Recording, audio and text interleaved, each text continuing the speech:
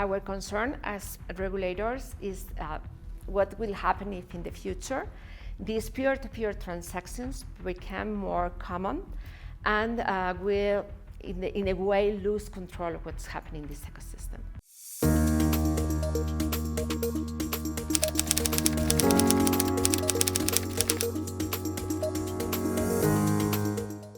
A virtual asset, in general terms, is the digital representation. It's a token that represents digitally something that has value, intrinsic or market value. But in finance, we use this term to specifically refer to tokens that can be used for payment or investment purposes. They're based on new technology, the distributed ledger technology, that allows to transmit these tokens between parties just because they agree to do so, without the need to have a central intermediary.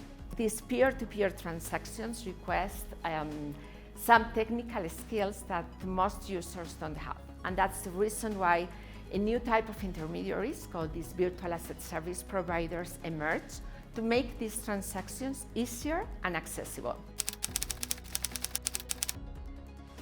This new technology, these new tokens provide a lot of benefits. They can make transactions easier, cheaper, and faster, especially across borders, but they also have risk. This whole ecosystem, it can be used by criminals to launder their illicit funds, to finance terrorism, or even to support proliferation.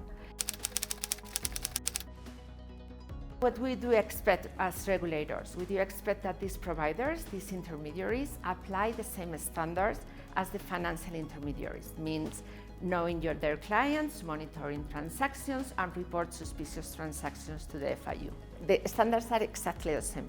The only thing we did was just, instead of supervising every peer-to-peer transaction, was just to request these virtual asset service providers to act as financial institutions, applying these preventative standards. We, as supervisors and regulators, need to improve our technical skills.